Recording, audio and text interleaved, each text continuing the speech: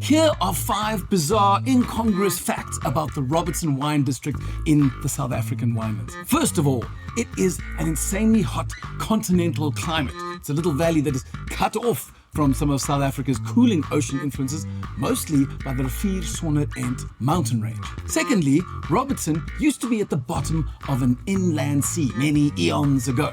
And so, within the layers of soil, there are the delightfully deceased mountains of crustacean carcasses that eventually break down into calcium deposits, which are one of the key elements of limestone soils. And limestone soils, in turn, are one of the key elements of many of the fancy pants wine regions from around the world, like Champagne, Burgundy, the Loire, Saint-Emilion in Bordeaux, and even Penedès in Spain. Now, when you look at the effect of healthy limestone soil on the physiology of a vine, and then compare it to the healthy any other type of soil and its effects on the physiology of a vine, well, it's at that point that the real benefits of limestone over other types of healthy soil becomes quite hard to define. But we don't want to get things like nuance or facts get in the way of a good wine story. So, limestone soils for the win. Third, Robertson is home to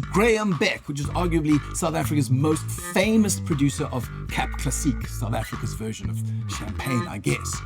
Now, Beck is famous partially because many of their wines are delicious, and also partially because both Nelson Mandela and Barack Obama chose the estate non-vintage Brut Cap Classique as their bubbly of choice at their various political celebration dinners.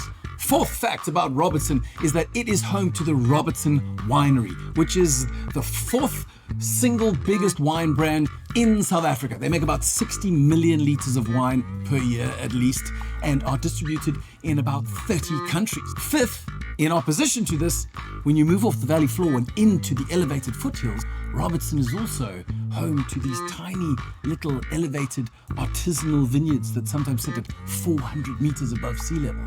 And then down on the valley floor, you have some of South Africa's biggest commercial bulk grape farmers. So really, the region as a whole is quite a conundrum. But the reason we're talking about Robertson at all is because the hand-drink solo wine of the day is the Rietvallei Estate Chardonnay, made using fruit from the estate of Rietvallei, which lies within the Klaas Voogts ward, which is in the Robertson wine district. And the wine is vinified by the owner and winemaker Cobus Burger. Now, if you're enjoying the video, or perhaps you just enjoy staying up to speed with wine trivia and South African intel on wine history, wine science, and winemaking trends, then subscribe to the Hand-Drink Solo YouTube channel, and also give us a like, because that helps people like you discover our more than 300 videos on the channel.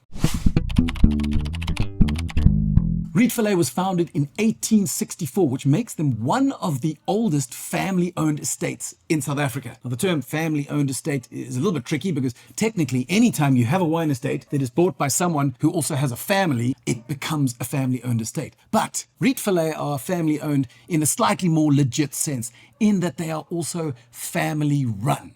And over the last 6 generations, they've built up a really solid reputation for producing high-quality Robertson Cabernet Franc, Robertson Cabernet Sauvignon, and also Robertson Chardonnay. Now, before we get into the glass, it's worth remembering that there really is a distinction between family-owned and family-run.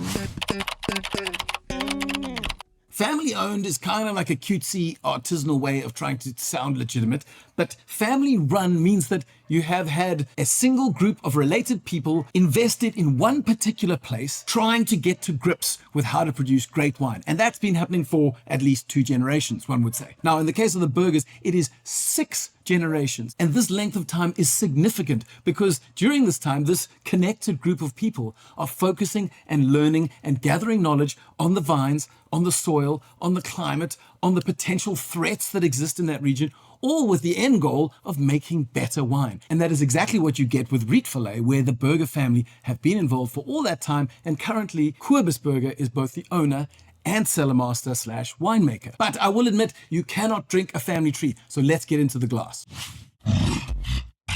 Now, when you give this guy a sniff, we get a really quite classy nose, really. There's a bit of chalk dust, a little bit of smoky, stony flint, and then this sort of more generous lime cordial. And then you get a snap of juicy mandarin, sweet and nectarine. And then there are also a touch of those oak-driven notes, some butter toffee and a bit of nutmeg. So when we take a sip, well, if you've ever heard one of those snooty wine douches say something like, this wine has fantastic evolution.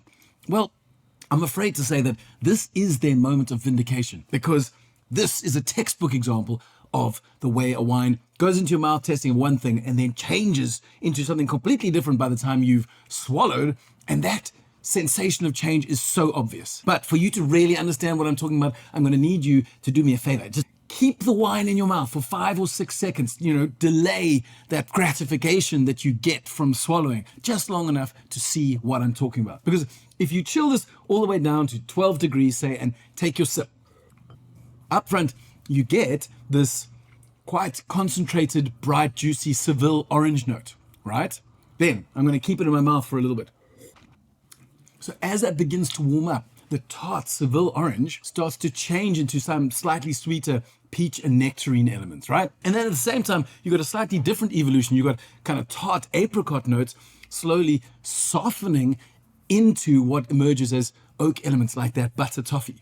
And then just as you get to the tail, well, I mean, that's pretty exciting in itself, because as the fruit slowly starts to fade, you feel those nutmeg elements building on the tail, and this lime acidity just builds to an amazing crescendo. Really, it's quite a journey that it takes you on. So that's all we have time for today. But if you want to dig into some of the more high quality, smaller producers within the Robertson Valley, then I've left links to 2 videos which I think will scratch that itch. One of them talks about this bizarre concentration of really very good Robertson Cabernet Francs. And the other video introduces a producer called Arendse that I'm a big fan of. I think he is one of the most interesting producers in that valley.